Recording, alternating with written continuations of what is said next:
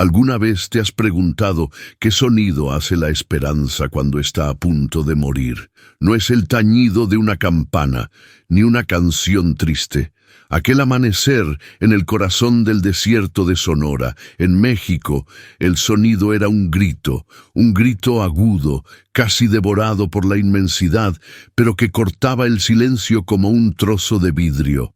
Venía de la dirección de la cicatriz, como los lugareños llamaban a la vieja vía de tren abandonada, una herida de óxido y madera podrida que rasgaba el paisaje por kilómetros. El sol asomaba perezoso, pintando de un cobre enfermizo los cactos saguaro que se erguían como centinelas silenciosos. El aire estaba quieto y seco, prometiendo un día de calor infernal. Cualquier otro sonido, el zumbido de un insecto, el sigiloso andar de una lagartija, parecía haberse acallado para escuchar aquel lamento solitario que flotaba sobre la tierra agrietada. Montado en Relámpago, su caballo de pelo alazán, que conocía el desierto tan bien como él, venía Juan, un vaquero cuya vida era tan silenciosa como el paisaje a su alrededor. Se detuvo con todo el cuerpo en alerta. El rostro de Juan era un mapa tallado por el sol y el polvo, con arrugas profundas alrededor de los ojos que ya habían visto sequías, tormentas y la soledad en sus formas más puras. Pero nunca habían oído algo así. No era el aullido de un coyote ni el lamento de un animal herido. Era humano, desesperadamente humano. El grito llegó de nuevo, más fuerte esta vez, una oleada de pánico y dolor que parecía estrellarse contra el mismísimo cielo. Juan sintió un escalofrío recorrerle la espina dorsal, una sensación extraña que no era miedo, sino la certeza de que la rutina de sus días acababa de romperse para siempre.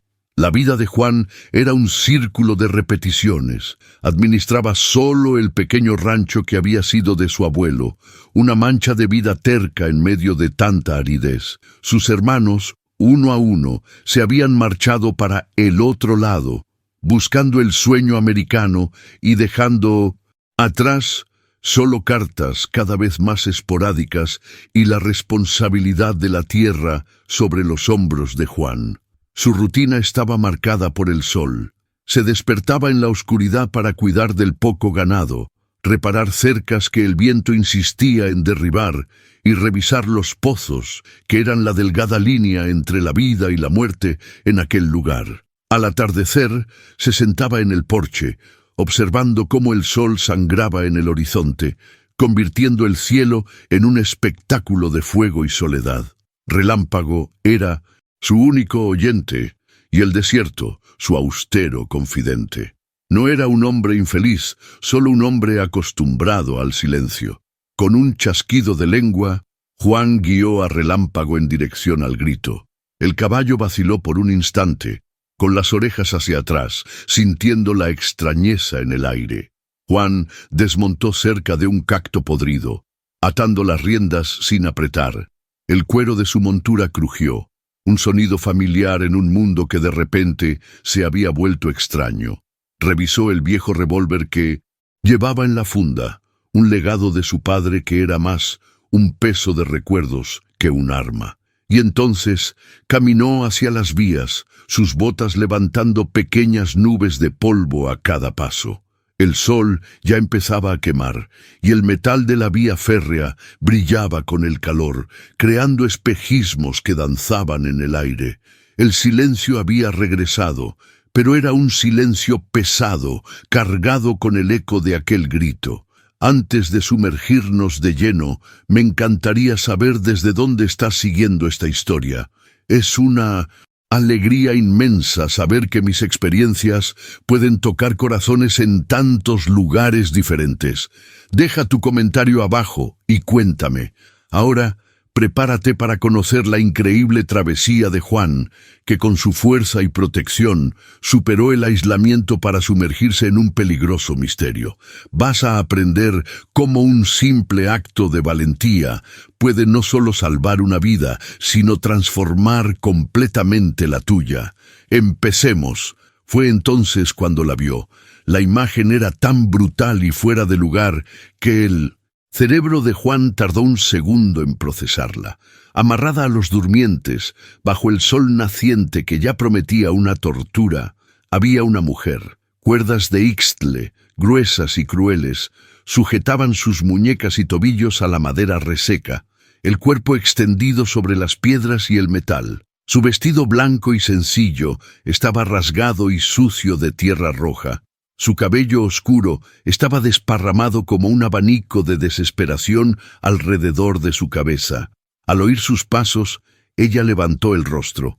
Estaba cubierto de polvo y lágrimas secas, pero fueron sus ojos los que paralizaron a Juan.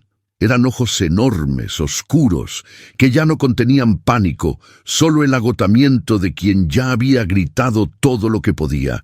Eran los ojos de alguien que había aceptado el final. Juan sintió una oleada de furia primigenia subirle por la garganta. No era propio de él, pero la cobardía de aquella escena despertó algo dormido en su interior. Sin decir palabra, se arrodilló, sacando la navaja afilada que usaba para todo, desde cortar cuero hasta limpiar los cascos de Relámpago. «Quieta, señorita, voy a sacarte de aquí», murmuró, su voz grave sonando extraña hasta para sí mismo. Ella lo observó, sin pestañear, mientras él cortaba las cuerdas con movimientos rápidos y precisos. La última cuerda cedió y el cuerpo de ella se relajó por completo, inerte. Él la sostuvo antes de que se golpeara la cabeza contra la madera. Era ligera, espantosamente ligera. La tomó en brazos y la llevó a la escasa sombra de un palo verde, recostándola con un cuidado que contrastaba con sus manos callosas. Tomó su cantimplora de agua y, sosteniéndole la cabeza, humedeció sus labios agrietados antes de dejarla beber en pequeños sorbos. Ella bebió como si fuera la primera vez, la vida pareciendo regresar a su cuerpo lentamente. Tosió y su voz salió en un susurro ronco. «Elena», fue todo lo que dijo. «Me llamo Elena». Mientras la ayudaba a sentarse recargada en el árbol, Juan notó un pequeño trozo de papel arrugado asomándose por el bolsillo de su vestido. Era casi nada, un detalle que podría haberse perdido para siempre en el desierto. Señaló el papel. Los ojos de Elena se llenaron de una nueva emoción, una urgencia que superó el dolor. Ella asintió con la cabeza, un movimiento casi imperceptible, dándole permiso. Con dedos cuidadosos, Juan tomó el papel frágil y sucio. El recado estaba doblado en un pequeño cuadrado. Al desdoblarlo, Juan vio una caligrafía apresurada, las letras temblorosas de alguien que escribe con miedo. El mensaje era corto y enigmático, un rompecabezas arrojado en medio de la nada.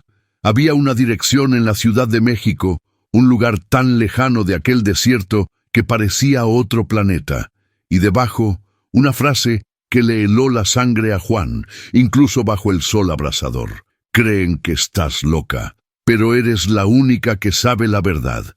Encuéntralo, él te creerá». La firma era un borrón de tinta, una mancha ilegible que guardaba el último secreto. Juan desvió la mirada del papel hacia Elena. ¿Quién era ella? ¿Y qué verdad era esa que podía llevar a alguien a dejarla morir en el desierto?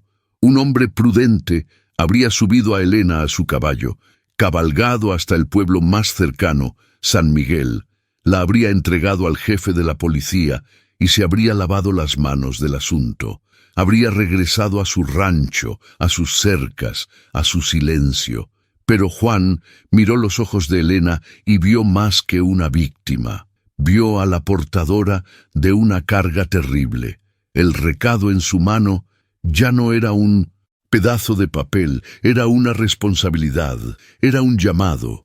Aquel desierto que conocía como la palma de su mano, de repente pareció pequeño, y el mundo, peligrosamente grande. Supo, con una claridad que lo asustaba, que no podía abandonarla. Aquel grito que había oído al amanecer no era solo el sonido de la esperanza muriendo, era también el sonido de su antigua vida haciéndose pedazos. Guardó el recado en el bolsillo de su camisa, se puso de pie y le extendió la mano. Vamos, mi rancho no está lejos. Allí estarás a salvo, por ahora.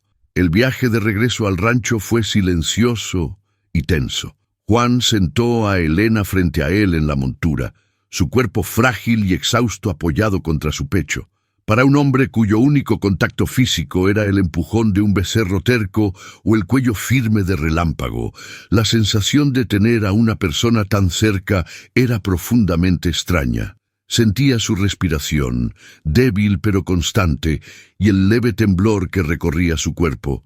Cada sacudida del caballo parecía un riesgo, y él lo guiaba con un cuidado redoblado, navegando por las veredas de cabras que sólo él conocía. El desierto a su alrededor nunca pareció tan amenazador.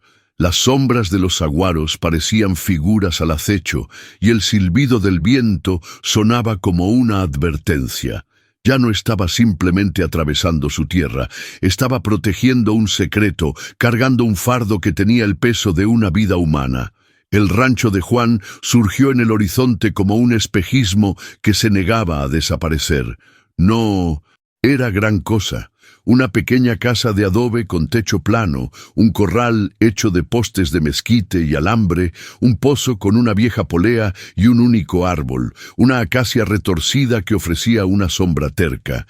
Era un lugar moldeado por la necesidad y la resiliencia, un reflejo del propio Juan. Cuando la ayudó a bajar del caballo, Elena miró a su alrededor, sus ojos absorbiendo la sencillez y el aislamiento del lugar. Para ella, que venía de un mundo de ruido y peligro, aquel silencio y aquella rusticidad no eran señal de pobreza, sino de santuario. Por primera vez desde que despertó, amarrada a las vías, una capa de tensión pareció disolverse de sus hombros. Estaba a salvo. Al menos por el momento. Esa primera noche, las palabras fueron escasas, pero las acciones hablaron más fuerte. Juan trajo una palangana con agua tibia y con una delicadeza que lo sorprendió, limpió los cortes que las cuerdas habían dejado en sus muñecas y tobillos. Aplicó una pomada casera hecha de hierbas que su abuela le había enseñado a usar, y el toque de sus manos ásperas en la piel de ella era profesional, casi reverente. Después preparó una comida sencilla, tortillas de maíz, frijoles refritos y un poco de carne seca. Comieron a la luz de un quinqué. El único sonido era el crepitar de la llama y el viento afuera. La casa, acostumbrada al silencio de un hombre solo, ahora albergaba el ritmo de dos respiraciones, dos presencias. Era una tregua frágil, un acuerdo no dicho de confianza mutua nacido de la desesperación y la compasión. Al día siguiente, con algo de comida en el estómago y una noche de sueño sin miedo, Elena comenzó a hablar. Su voz era suave, pero cargaba una fuerza que desmentía su fragilidad física. Contó fragmentos, pedazos de una historia que parecía una pesadilla. Confirmó que era periodista en la Ciudad de México. Miró directamente a Juan, sus ojos oscuros buscando una respuesta. ¿Por qué me ayudaste? Cualquier otro habría seguido de largo. O peor. Juan desvió la mirada por un momento, incómodo con la intensidad de su gratitud. Se encogió de hombros, como si la respuesta fuera la cosa más obvia del mundo. Vi a alguien que necesitaba ayuda, dijo en su español rústico. En el desierto, uno no da la espalda. La tierra no perdona a quien lo hace. A medida que la confianza se asentaba, Elena reveló más. Estaba investigando a una gigantesca corporación estadounidense, Terra Nova Agriculture, que estaba comprando tierras por todo el estado de Sonora. Oficialmente ofrecían progreso y empleos. En la práctica usaban la intimidación, documentos falsos y el desvío de fuentes de agua para forzar a pequeños agricultores y comunidades indígenas a vender sus propiedades por una miseria. Están matando la tierra, Juan, y a la gente que vive en ella, dijo, la pasión por su causa encendiendo su rostro. Contó que había conseguido un informante, un empleado arrepentido que le entregó un dossier, documentos, mapas, registros de pagos ilícitos. La prueba definitiva. Iba en camino a encontrarme con mi contacto para sacar los documentos del país cuando me atraparon. El nombre Terranova hizo sonar una campana en la cabeza de Juan. Ya había visto las camionetas blancas e inmaculadas de la empresa levantando polvo en la carretera principal, a kilómetros de distancia. Había oído historias en el mercado de San Miguel, susurros sobre vecinos que vendieron sus tierras de la noche a la mañana y desaparecieron. Para él siempre había sido un problema lejano, algo del mundo moderno que no concernía a su vida de subsistencia. Pero ahora, escuchando a Elena, la amenaza adquiría un rostro. La codicia que la dejó para morir bajo el sol era la misma que quería engullir el mundo que él conocía. La injusticia dejó de ser una palabra abstracta y se convirtió en algo personal, una ofensa directa contra el código de honor silencioso que regía su vida y la de sus antepasados. Los días siguientes se establecieron en un ritmo extraño y nuevo. Juan salía a sus tareas diarias, pero su mente ya no estaba solo en el ganado o en las cercas. Se encontraba mirando hacia el rancho, consciente de su presencia adentro. Elena, por su parte, comenzó a ayudar. Barría el piso de tierra apisonada de la casa, ayudaba a preparar las comidas, remendaba la ropa de Juan con una aguja e hilo que él ni sabía que tenía. Conversaban durante las noches cálidas, a la luz del quinqué. Él hablaba sobre el desierto, sobre las estrellas, sobre la terquedad de su padre en Saint nunca abandonar aquella tierra. Ella hablaba sobre la ciudad, sobre los libros, sobre la creencia de que las palabras podían cambiar el mundo. La dinámica entre ellos cambió. Él ya no era solo el salvador, y ella ya no era solo la víctima. Eran dos personas de mundos opuestos encontrando un terreno común en la soledad y la decencia. La realidad, sin embargo, era como el sol del mediodía, imposible de ignorar. Elena no podía quedarse allí para siempre. El rancho era aislado, pero no invisible. La gente que la había casado una vez podría casarla de nuevo. Aquel recado en el bolsillo de Juan era una brújula que apuntaba hacia la única salida posible, la dirección en la Ciudad de México. Juan se encontró en una encrucijada que definía una vida. Ayudarla a llegar allí significaba abandonarlo todo, su casa, su ganado, la única vida que había conocido. Significaba sumergirse de cabeza en el mundo de ella, un mundo de asesinos y conspiraciones que él no entendía. Podía echarla, darle algo de dinero y desearle suerte. Podía volver a su silencio, pero la soledad que antes era su compañera ahora parecía una prisión. Quedarse de brazos cruzados sería la peor de las traiciones. Una tarde, mientras el sol comenzaba su descenso, pintando el cielo de tonos violentos de púrpura y naranja, Juan tomó su decisión. Se quedó de pie por un largo rato, mirando su pequeño rebaño de ganado. Eran flacos, pero resistentes. Eran el trabajo de su vida, el legado de su padre, todo su patrimonio. Entró en la casa y encontró a Elena sentada a la mesa, el rostro preocupado. «Mañana», dijo con voz firme, «voy a San Miguel. Voy a vender la mayor parte del ganado». Elena se levantó de un salto, con los ojos desorbitados. «No, Juan, no puedes hacer eso. Esa es tu vida». Él solo negó con la cabeza, una terquedad antigua brillando en sus ojos. Una vida no vale mucho si tienes que hacerte de la vista gorda ante lo que es correcto. El dinero nos llevará a la capital. Voy contigo. La negativa de Elena fue vehemente.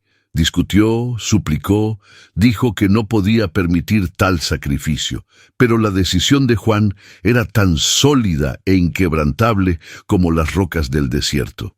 No lo estaba haciendo por ella, no solo por ella. Lo estaba haciendo por sí mismo, por un principio que apenas sabía poner en palabras. La injusticia cometida contra ella era una ofensa contra la propia tierra que él amaba. «No van a ganar», dijo de forma sencilla. Gente como ellos no puede simplemente tomar lo que quiere y desechar lo que no sirve, ya sea la tierra o las personas. En ese momento dejaron de ser dos personas a la deriva. Había un propósito compartido, una misión. El miedo todavía estaba allí, un nudo frío en el estómago de ambos, pero ahora había algo más fuerte: determinación. Ya no eran el vaquero y la periodista, eran socios, y estaban a punto de llevar la guerra a la puerta del enemigo. El viaje a San Miguel fue un funeral silencioso. Juan condujo el ganado, el sonido de los cascos en la tierra seca, resonando como martillazos en su pecho. Cada animal era un recuerdo: la vaca que su padre le ayudó a traer al mundo, el becerro que salvó de una enfermedad, el toro que era el orgullo del rancho.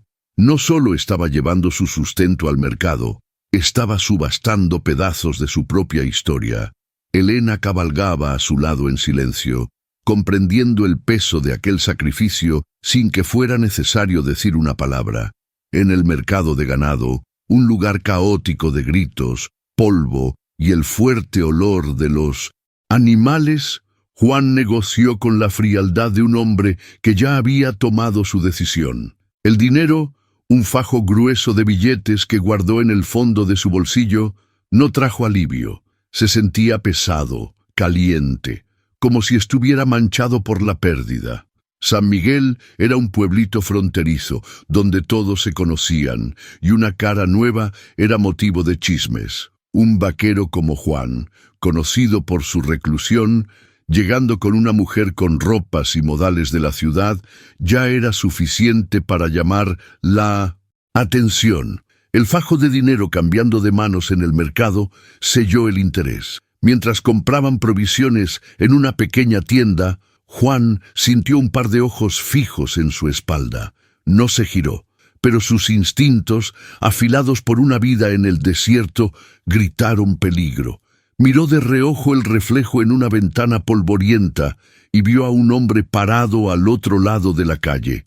Era uno de los capataces de un rancho vecino que, según los rumores, se había vendido a Terranova. El hombre no solo estaba mirando, estaba observando, vigilando. Habían sido descubiertos. El plan cambió al instante. «No podemos quedarnos», le susurró Juan a Elena, con voz baja y urgente. «Saben que estamos aquí». El miedo que ella sintió fue un escalofrío visible, pero asintió. La confianza en Juan era su única ancla. No irían a la central de autobuses. Sería el primer lugar que buscarían.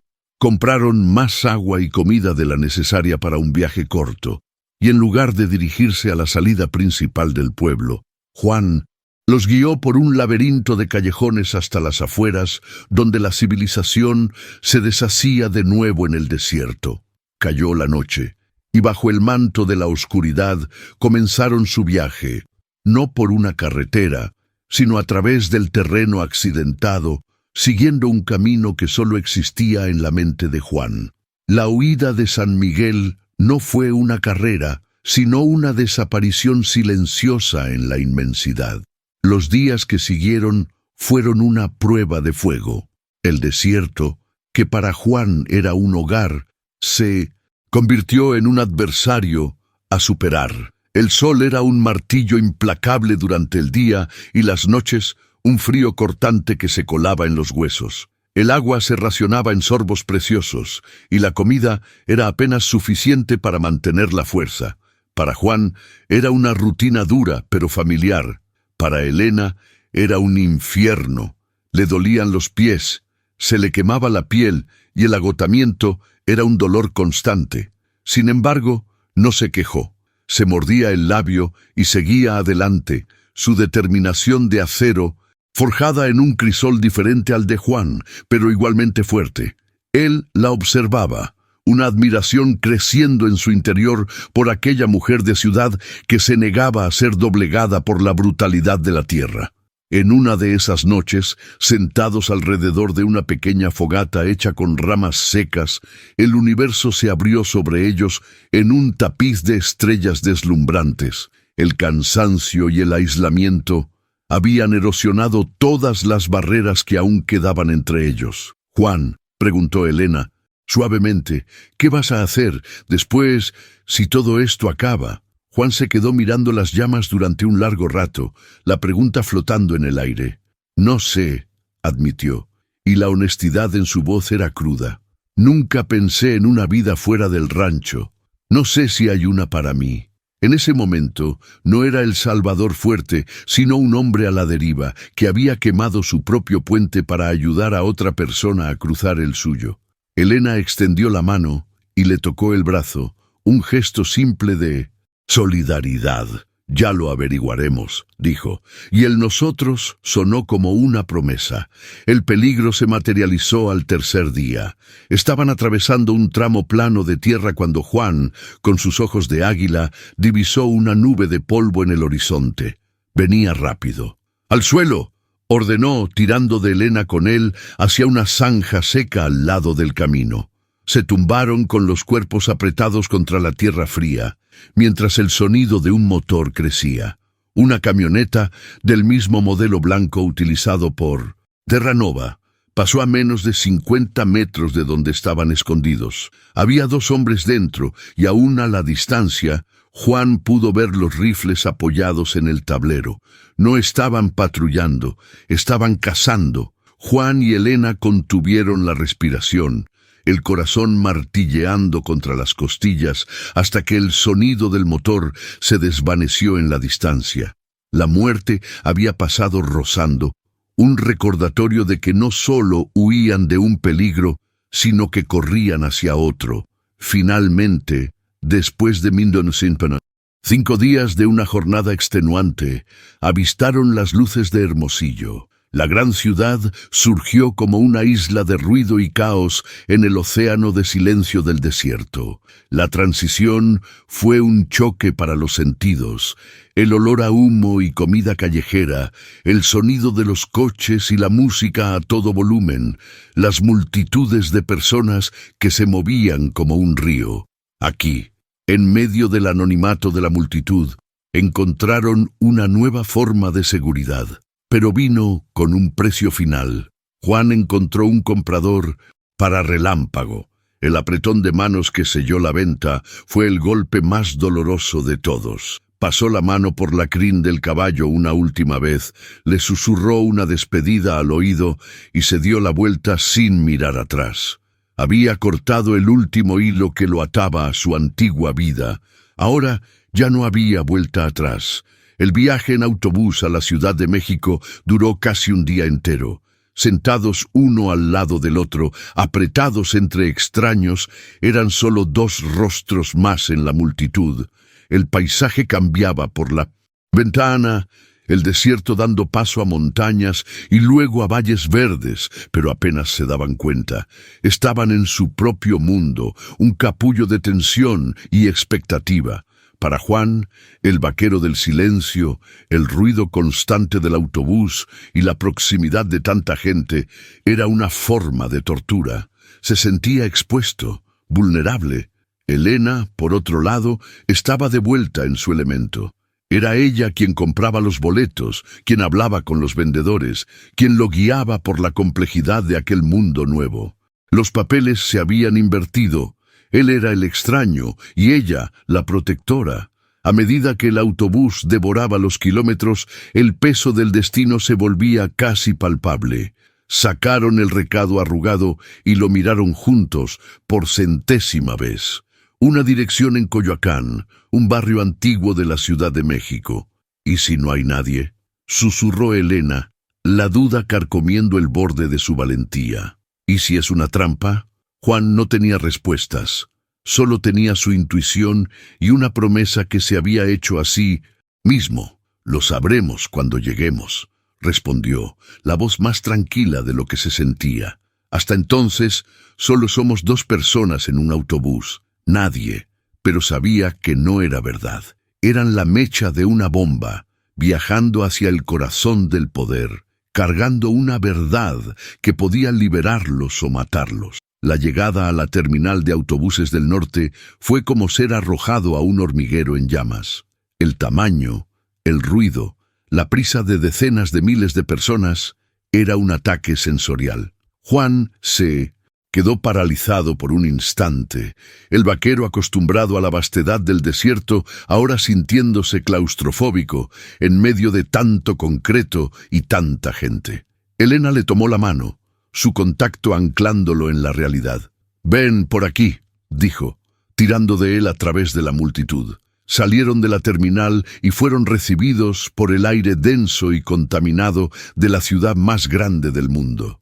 Eran dos almas solitarias, a miles de kilómetros de casa, con una dirección anotada en un pedazo de papel, y un enemigo poderoso pisándoles los talones. La fase más peligrosa de su viaje no estaba terminando, apenas estaba comenzando. La primera tarea en la Ciudad de México fue sobrevivir al shock.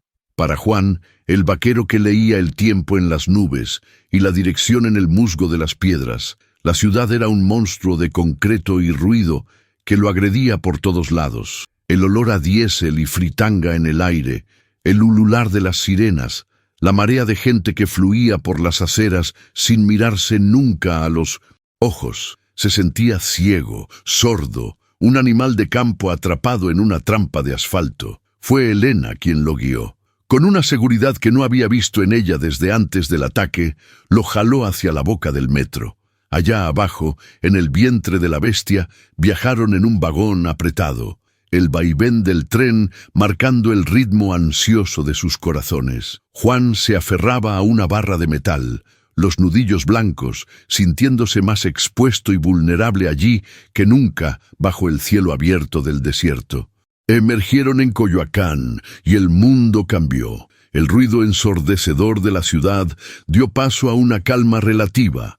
Las calles eran de adoquines, flanqueadas por casonas coloniales pintadas en colores vibrantes: azul cobalto, amarillo sol, rojo sangre.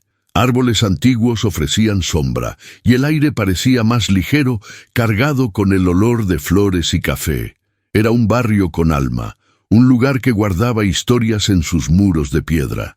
Pero para Juan y Elena, la belleza del lugar estaba opacada por la tensión. Cada pareja que pasaba, cada coche que disminuía la velocidad, era una amenaza potencial. El peligro aquí no usaba la cara fea del desierto, se escondía detrás de ventanas encantadoras y sonrisas educadas, lo que lo hacía aún más aterrador. Siguiendo las anotaciones del recado, caminaron por calles que parecían salidas de un sueño, los nombres en las placas sonando poéticos y antiguos. A cada esquina, la expectativa aumentaba. Finalmente, encontraron la calle y el número.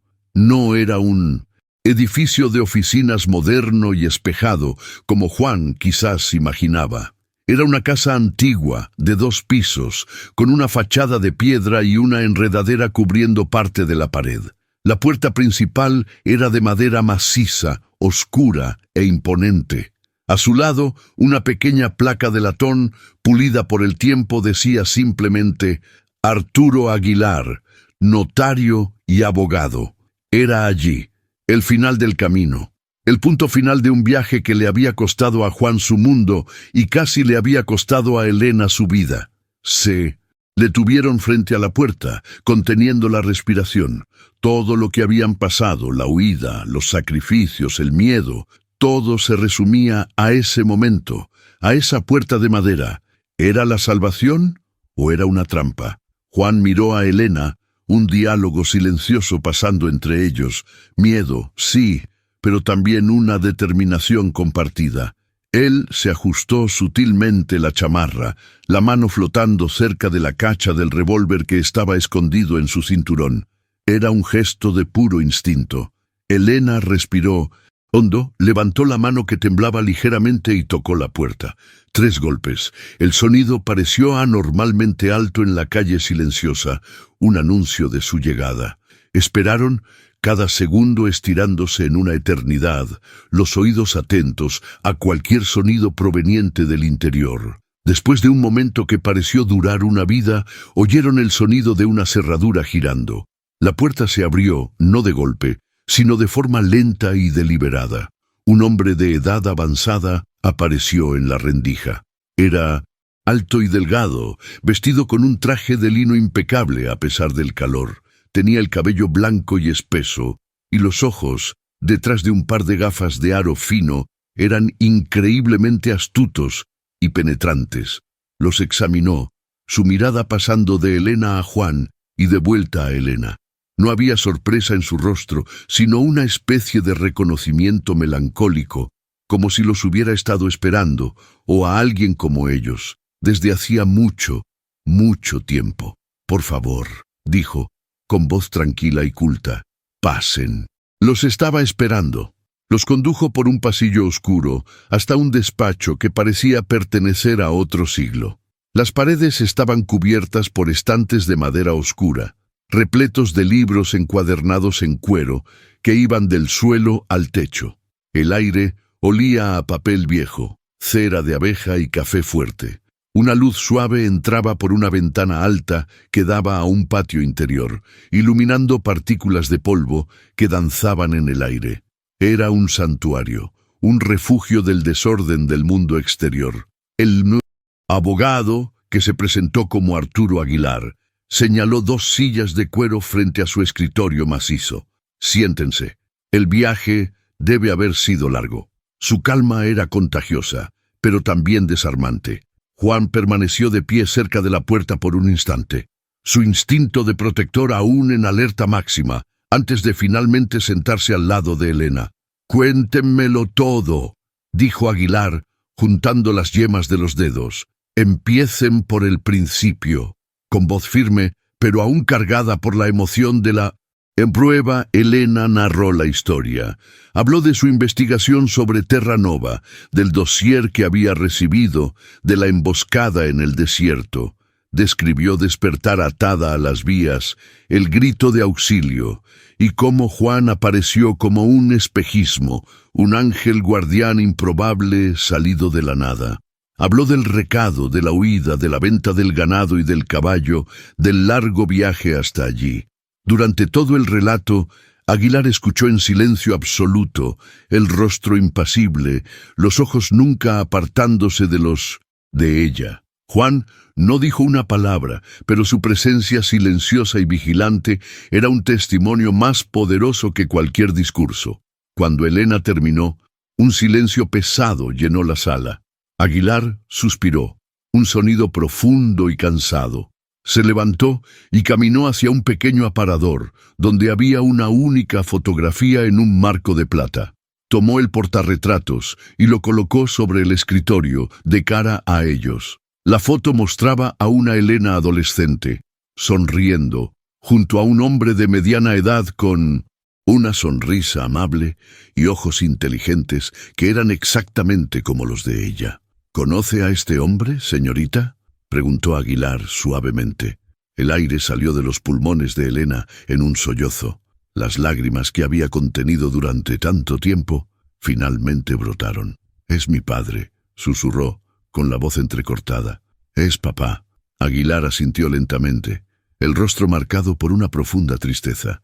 «Sí, el juez Mateo Vargas, mi mejor amigo». Fue entonces cuando la verdad final, la pieza que faltaba en el rompecabezas, fue revelada. La firma en el recado no era un borrón ilegible, era el símbolo que Mateo y Aguilar usaban para comunicarse en secreto desde sus tiempos de universitarios. El padre de Elena no era ajeno a su investigación. Estaba llevando a cabo la suya propia desde dentro del sistema judicial, usando su posición para reunir pruebas contra Terra Nova. Sabía que se estaban acercando a él, que su vida estaba en peligro.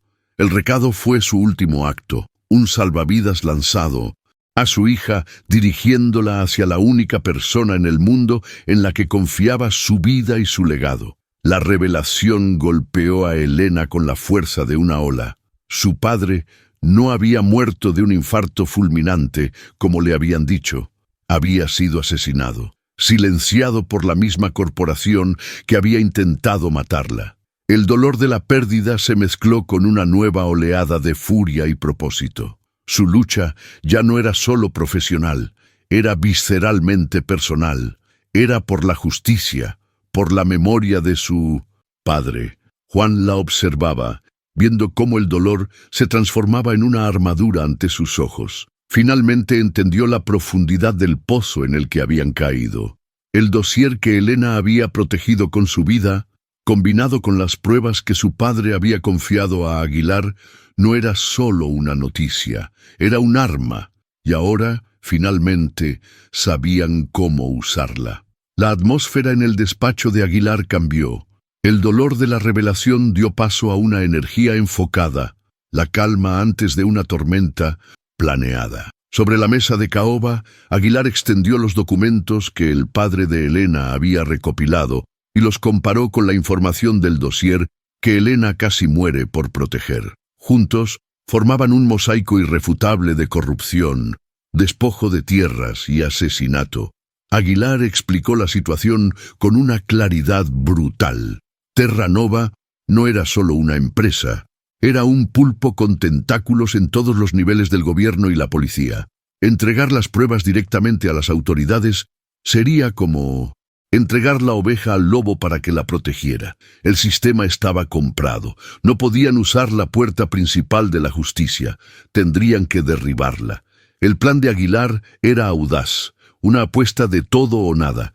La única arma que tenían y que Terra Nova no podía controlar por completo era la opinión pública. Iban a eludir el sistema corrupto y llevar el caso directamente al pueblo.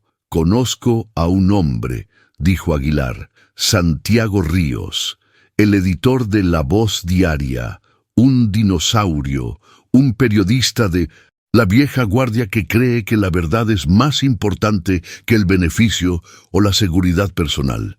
No se le puede comprar y no se le puede intimidar». El plan era simple y peligroso. Escanear los documentos más incriminatorios, combinarlos con el testimonio escrito de Elena y entregar el paquete explosivo en manos de Santiago. No iban a encender un cerillo, iban a detonar una bomba en el centro de la nación. Las siguientes 24 horas fueron un torbellino de actividad febril dentro del santuario de Aguilar. El mundo exterior dejó de existir. Aguilar, con su brillante mente legal, organizó las pruebas y redactó una narrativa cronológica de los crímenes. Elena, sentada frente a una computadora, escribió. Escribió con la furia de una hija traicionada y la precisión de una periodista experimentada. Contó la historia de su padre, su propia historia, la historia de las comunidades aplastadas por la codicia de Terra Nova. No era solo un reportaje, era un testamento. Y Juan, el hombre del silencio y la acción, encontró su lugar en ese nuevo tipo de batalla. Él era el guardián. Hacía el café, vigilaba desde la ventana que daba a la calle, y su presencia tranquila y sólida era el ancla que impedía que Elena y Aguilar se perdieran en medio del agotamiento y el estrés. Mientras observaba a Elena trabajar, las yemas de sus dedos volando sobre el teclado, Juan la veía de una manera completamente nueva. Allí estaba la verdadera Elena, no la víctima frágil del desierto, sino una guerrera. Su arma no era una navaja o un revólver, sino las palabras, y las manejaba con una habilidad mortal. Pensó en su propio viaje, en el hombre que era hacía apenas unas semanas, cuya mayor preocupación era la lluvia que no llegaba. Ahora era un soldado en una guerra que apenas entendía, librada en despachos y redacciones de periódicos. Un sentimiento extraño se apoderó de él, una mezcla de orgullo por ella y de propósito por estar allí.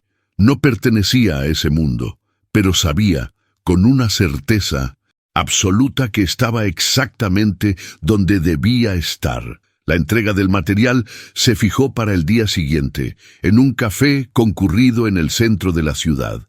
Aguilar iba a ir solo para no llamar la atención, pero Juan se negó a permitirlo.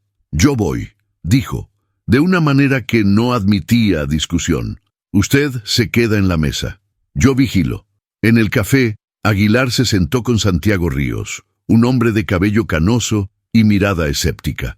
Mientras conversaban en voz baja, Juan se quedó en un rincón, fingiendo leer un periódico, pero sus ojos barrían cada rostro, cada movimiento.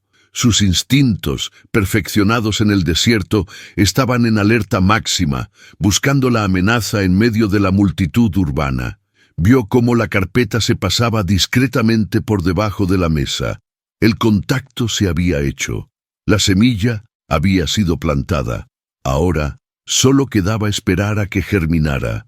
La noche que siguió fue la más larga de sus vidas. De vuelta en el despacho de Aguilar, la adrenalina de la acción dio paso a una tensión casi insoportable. Habían jugado su única carta. Ahora estaban vulnerables, esperando la reacción del enemigo. Cada coche que pasaba más despacio por la calle, cada sirena a lo lejos, hacía que sus corazones se aceleraran. Dormir era imposible. Para llenar las horas, conversaron, las voces bajas en la penumbra de la biblioteca. Hablaron de sus miedos, del futuro incierto, de las vidas que habían dejado atrás. Esa noche, en la quietud de la fortaleza de Aguilar, el lazo entre Juan y Elena se profundizó. Ya no se trataba de gratitud o protección. Era una conexión de dos almas que habían atravesado el infierno juntas y ahora esperaban para ver si el paraíso o un nuevo abismo las aguardaba al otro lado. El mundo explotó al amanecer. La historia no era solo un artículo, era el titular de la primera plana de La Voz Diaria, ocupando todo el espacio superior en letras garrafales. El dossier Vargas, juez asesinado y conspiración millonaria en el corazón de México. El artículo, firmado por Elena Vargas, era un puñetazo en el estómago de la nación. Las copias de los documentos estaban publicadas. Las fotos de los ejecutivos de Terra Nova estaban estampadas junto a las fotos de las familias que habían desalojado. El efecto fue inmediato y sísmico. La historia se extendió como la pólvora, saltando a las radios, a los canales de televisión, a las redes sociales. El nombre de Terra Nova estaba en boca de todos, no como un símbolo de progreso, sino como un sinónimo de crimen y corrupción. La reacción pública fue una avalancha que ni siquiera Terra Nova y sus aliados políticos pudieron contener.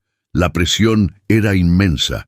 Los teléfonos del Palacio Presidencial no paraban de sonar. Surgieron manifestaciones espontáneas frente a la sede de la empresa en la Ciudad de México. La bolsa de valores reaccionó y las acciones de Terra Nova se desplomaron. Ante un escándalo de proporciones monumentales, los fiscales federales, incluso los que estaban en la nómina de la empresa, no tuvieron más opción que actuar. Anunciaron una investigación nacional en una rueda de prensa apresurada. Horas después, se emitieron las órdenes de aprehensión para toda la directiva de Terra Nova en México, incluido el CEO estadounidense que se encontraba en el país. La justicia, una vez puesta en marcha, comenzó a rodar montaña abajo, aplastando todo a su paso. El capataz que Juan había visto en San Miguel fue uno de los primeros en ser arrestado y a cambio de una sentencia menor, lo confesó todo, implicando a los hombres que habían secuestrado a Elena y a los ejecutivos que dieron la orden. La investigación demostró el fraude sistemático en los contratos de tierras. En una decisión histórica semanas después, los tribunales anularon cientos de ventas y las tierras y los derechos de agua fueron devueltos a las comunidades agrícolas y a los territorios indígenas. La lucha de un juez honesto y de su hija periodista no solo expuso a los culpables, sino que devolvió la vida a aquellos que habían sido dados por muertos. En el silencioso despacho, Juan, Elena y Aguilar veían todo por televisión. Era surrealista ver la guerra que libraron en las sombras siendo televisada para todo el país. Veían los rostros de los ejecutivos esposados siendo llevados por la policía, los mismos hombres cuyo poder parecía ilimitado pocos días antes. En medio del caos de las noticias, Elena comenzó a llorar, pero esta vez no eran lágrimas de dolor o miedo, eran lágrimas de alivio, de agotamiento, de victoria. Miró a Juan, el vaquero silencioso que había dejado su mundo atrás por un grito en el desierto, y en sus ojos había una emoción tan profunda que ninguna palabra podría describirla. La guerra había terminado, los monstruos habían sido derrotados, pero ahora, en el silencio que siguió, surgió una nueva y quizás más complicada pregunta. ¿Y ahora qué? En las semanas siguientes, el despacho de Aguilar se convirtió en el epicentro de la mayor tormenta judicial y mediática que México había visto en años. Elena estaba en el ojo del huracán. De fugitiva a heroína nacional, era la voz y el rostro de la lucha contra la corrupción. Pasaba los días al teléfono con abogados, fiscales y ocasionalmente con Santiago, el editor, ayudando a guiar la narrativa pública y a asegurar que la presión sobre los culpables no disminuyera. Estaba de vuelta en su mundo, moviéndose con una energía y un propósito que la iluminaban. Cada documento que ayudaba a organizar, cada testimonio que ayudaba a preparar, era un clavo en el ataúd de Terranova y un tributo a la memoria de su padre. Estaba, por primera vez en mucho tiempo, completa. En contraste, Juan se sentía cada vez más como un fantasma. El propósito que lo había guiado con tanta claridad, proteger a Elena, se había cumplido. Ahora era un hombre del desierto, atrapado en una jungla de asfalto, un espectador silencioso de una guerra librada con palabras y leyes que no comprendía. Pasaba horas en la ventana del despacho, mirando el movimiento incesante de la ciudad, sintiendo una nostalgia profunda no solo de su rancho, sino del cielo abierto, del olor a tierra seca después de una lluvia rara, del silencio. Se enorgullecía inmensamente de Elena, pero se sentía un anacronismo, una pieza de un pasado rústico que ya no encajaba en el vibrante presente de ella. La soledad, que nunca había temido en el desierto, lo acechaba en medio de millones de personas. Cierta noche, Elena lo encontró en la azotea del edificio de Pichun Aguilar, un pequeño oasis con algunas macetas sobre el mar de luces de la ciudad. Juan estaba de espaldas, mirando hacia el horizonte lejano, como si pudiera ver su desierto a través de la contaminación y los edificios. «Estás muy callado», dijo ella, deteniéndose a su lado. Él no se giró, solo suspiró. «Este lugar no tiene estrellas», dijo, una observación simple que cargaba el peso de todo lo que sentía. Fue allí, en esa azotea, donde tuvo lugar la conversación inevitable. El camino de Elena. Estaba claro, una avenida de oportunidades y responsabilidades se abría ante ella. «¿Y tú, Juan?», preguntó suavemente. «¿Qué quieres hacer?». Él finalmente la encaró, y en sus ojos ella vio la vastedad y la tristeza de su tierra perdida. La decisión se tomó sin necesidad de muchas palabras. Necesitaban volver, no para quedarse, no todavía, sino para cerrar el círculo. El viaje de regreso al norte fue lo opuesto al primero. En lugar de un autobús viejo y abarrotado, Aguilar insistió en que fueran en un coche cómodo. No había miedo ni paranoia, solo una melancolía reflexiva.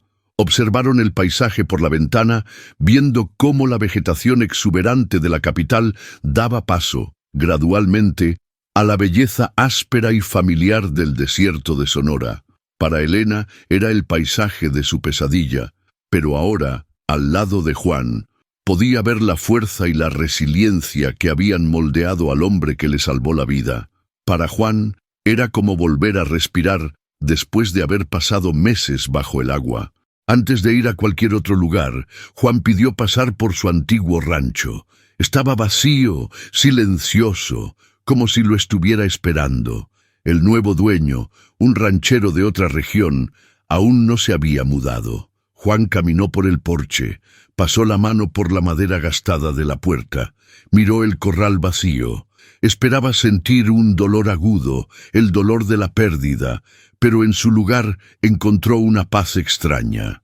Aquel lugar estaba hecho de tierra y madera, pero el hogar que realmente había perdido no era físico. Era el sentimiento de pertenencia, de tener un propósito, y se dio cuenta de que lo había encontrado de nuevo, no en un pedazo de tierra, sino en el viaje con la mujer que ahora estaba a su lado, observándolo en silencio. El último lugar que necesitaban visitar era la cicatriz. Detuvieron el coche y caminaron hacia las vías de tren abandonadas, el mismo lugar donde un grito desesperado había cambiado sus destinos. El sol de la tarde era cálido y el silencio era profundo, el mismo silencio que Juan había conocido toda su vida, pero ahora no era un silencio de soledad, era un silencio de reverencia. Aquel ya no era un lugar de trauma y violencia, era un punto de origen, un altar rústico donde dos vidas habían sido deshechas y rehechas.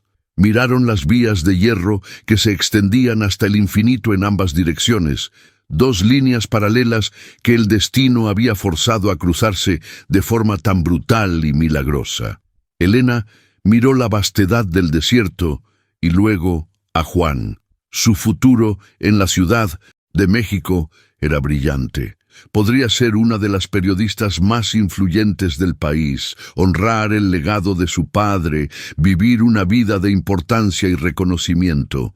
Pero mientras estaba allí, bajo ese cielo inmenso, se dio cuenta de que la verdad que tanto había buscado no estaba solo en los documentos y en los tribunales. Estaba en la integridad silenciosa de aquel hombre, en la fuerza tranquila que emanaba de él. La paz que sentía a su lado era más real y más profunda que cualquier victoria profesional. La ciudad era su profesión, pero allí, en ese desierto, al lado de ese hombre, estaba su alma. Juan, por su parte, miró a Elena. El sol poniente iluminaba su rostro, y vio en ella no a la mujer que rescató, sino a la mujer que lo rescató de una vida de soledad sin propósito. Podría quizás, con el tiempo, comprar de nuevo un pedazo de tierra, criar algo de ganado, volver a ser el vaquero silencioso de antes. Pero la idea lo llenó de un vacío aterrador. El silencio que antes era su compañero ahora sería solo la ausencia de la voz de ella. El desierto que antes llenaba su vida, ahora solo enmarcaría el espacio vacío a su lado. Se dio cuenta de que su hogar ya no era el rancho de su abuelo. Su hogar era ella. La decisión final no se dijo con palabras, sino que se mostró en un gesto. Mientras el sol se hundía en el horizonte, tiñendo el cielo con los colores de una promesa, Juan extendió la mano. Elena la tomó sin dudar, sus dedos entrelazándose.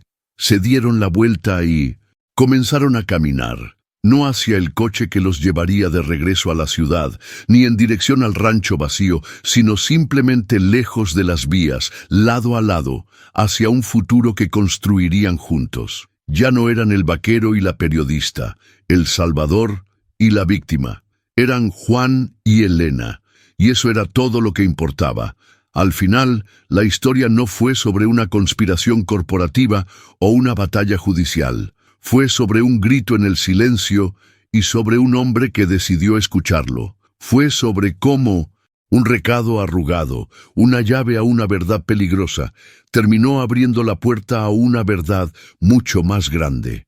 El hogar no es el suelo que pisamos, sino las personas que nos dan una razón para mantenernos en pie. Juan perdió un rancho, pero encontró un mundo. Elena vengó a su padre, pero encontró un compañero. Y en las vías abandonadas del desierto de Sonora, donde la esperanza un día gritó su último aliento, dos almas solitarias demostraron que siempre pueden nacer de nuevo. Ahora que has visto esta increíble historia de superación, recuerda, tu fuerza está dentro de ti. Así como Juan y Elena enfrentaron sus desafíos, tú también puedes vencer los tuyos. ¿Has tenido un momento en tu vida que lo cambió todo? Una decisión que te puso en un camino completamente nuevo. Comparte tu historia en los comentarios de abajo. Inspirémonos unos a otros. No olvides suscribirte al canal y activar las notificaciones para recibir más historias que pueden transformar tu camino de superación. No dejes pasar esta oportunidad. Haz clic en el video en la pantalla ahora para descubrir otra historia inspiradora de coraje y resiliencia que fortalecerá tu determinación. Fue un placer compartir este viaje contigo. Que el coraje para escuchar los llamados de la vida y la fuerza para seguir un nuevo camino te acompañen. Hasta el próximo video.